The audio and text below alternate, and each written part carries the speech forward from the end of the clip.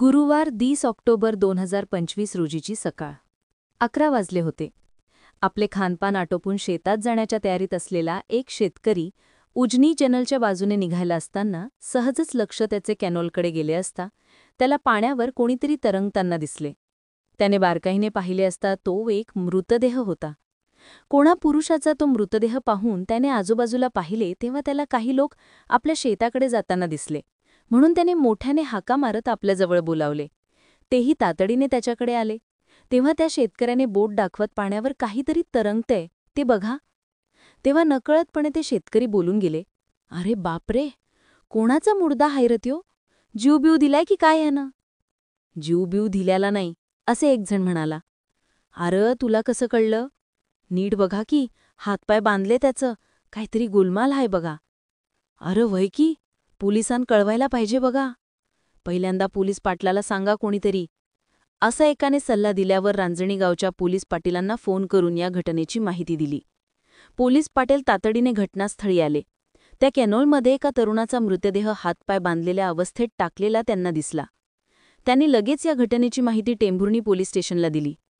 खून करून मृतदेह कॅनॉलमध्ये टाकल्याची माहिती मिळताच पोलीस निरीक्षक नारायण पवार यांनी आपले सहकारी सहाय्यक पोलीस निरीक्षक विलास वायकर, रमेश जाधव आणि सूरज मुलाणी यांना घेऊन घटनास्थळी दाखल झाले. घटनास्थळी बघ्यांची गर्दी होती. पोलीस येताच ती पांगली. मृतदेह पाण्यावर तरंगत होता. पोलिसांनी गावकऱ्यांच्या मदतीने तो बाहेर काढला. मृतदेहाची पाहणी केली असता तो मृतदेह एका तरुणाचा होता. त्याचे हातपाय बांधून मृतदेहाला दगड बांधून त्याला पाण्यात टाकल्याचे प्रथमदर्शनी दिसून आले. जमलेल्या लोकांना मृतदेहाची ओळख पटते का असे विचारले. गावकरी बारकाईने निरीक्षण करू लागले, पण तो त्यांना ओळखता आला नाही. एकूणच काय तर हा मृतदेह या गावातील कोणाचाही नव्हता याची खात्री पटली. पोलिसांनी पंचनाम्याचे सोपस्कार पार पाडले. मृतकाच्या कपड्यांमध्ये काही मिळते का याची पाहणी केली, पण काहीही मिळून आले नाही. एकूणच काय, खून करणाऱ्या लोकांनी कोणताही पुरावा राहू नये याची पुरेपूर काळजी घेतली होती. मृतकाची ओळख पटत नव्हती. काही पुरावा मिळाला नसल्याने पोलिसांचे काम वाढले. पोलिसांनी त्या मृतदेहाची छायाचित्र काढून मृतदेह विच्छेदनासाठी सोलापूर येथील शासकीय रुग्णालयात पाठवून दिला. अज्ञात तरुणाच्या खून प्रकरणी टेंभुर्णी पोलीस स्टेशनमध्ये अकस्मात मयत क्रमांक 703/2025 अशी नोंद करण्यात आली. त्यानंतर मृतकाची ओळख पटवण्याचे काम सुरू झाले. त्यासाठी मृतदेहाचे फोटो आणि त्याचे वर्णन सोलापूर जिल्हा आणि जिल्ह्याबाहेरील पोलीस ठाण्यात पाठवून दिले. गावातील एखादी व्यक्ती मिसिंग असल्यास संपर्क साधावा असे आवाहनही करण्यात आले. सोलापूर जिल्ह्यातील बार्शी तालुक्यातील फपाळवाडी बेथील तरुण आश्रम विठ्ठल करंडे हा गेल्या 2 दिवसांपासून बेपत्ता होता. यामुळे त्याचे वडील विठ्ठल करंडे यांनी बार्शी तालुका पोलीस ठाण्यात आश्रम हा बेपत्ता असल्याची तक्रार दाखल केली होती. विठ्ठल यांनी दिलेला फोटो व वर्णन टेंभुर्णी पोलिसांना कॅनॉलमध्ये सापडलेल्या मृतदेहाशी मिळते जुळते होते. यामुळे बार्शी पोलिसांनी विकुल करंडे यांना टेंभुर्णी पोलीस स्टेशनशी संपर्क साधण्यास सांगितले. विठ्ठल करंडे टेंभुर्णी पोलीस स्टेशनला गेले. त्यांनी पोलीस निरीक्षक नारायण पवार यांची भेट घेतली. आपला मुलगा आश्रम हा 2 दिवसांपासून बेपत्ता आहे. आपणाला कॅनॉलमध्ये तरुणाचा मृतदेह सापडला. मृतदेहाचे वर्णन व माझ्या मुलाचे वर्णन मिळते जुळते आहे, तरी आपण तो मृतदेह मला दाखवावा असे सांगितले. पोलिसांनी विठ्ठल यांना सोलापूर येथील शासकीय रुग्णालयात नेऊन मृतदेह दाखवला. तेव्हा विठ्ठल यांनी तो मृतदेह मुलगा आश्रम याचा असल्याचे ओळखले. पोलिसांना मृतकाची ओळख पटली होती. आता आश्रम याचा खून कोणी आणि का केला याचा तपास करावयाचा होता.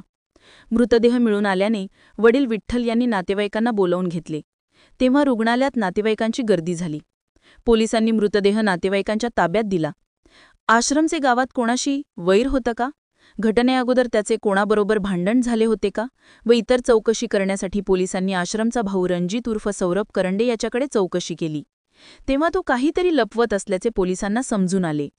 पोलिसांनी फपाळवाडी गावात खबरे सोडून चौकशी केली असता असे समजले, मय्यत आश्रम याला दारूचे व्यसन होते.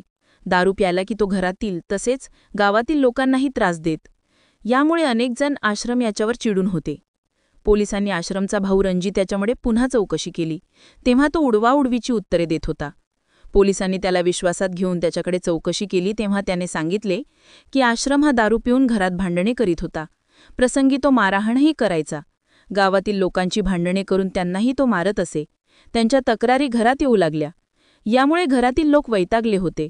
गावातही लोक आश्रम याच्यापासून 4 हात दूरच राहत, पण तो दारू प्याला की हमखास गावात भांडण होत असे. यामुळे सर्वजण कंटाळले होते. आश्रमचा बंदोबस्त केला पाहिजे असे रणजितने ठरवले. आश्रम हा एकट्याला आवरणारा नसल्यामुळे रणजितने गावातील 3 जणांना याबाबत सांगितले.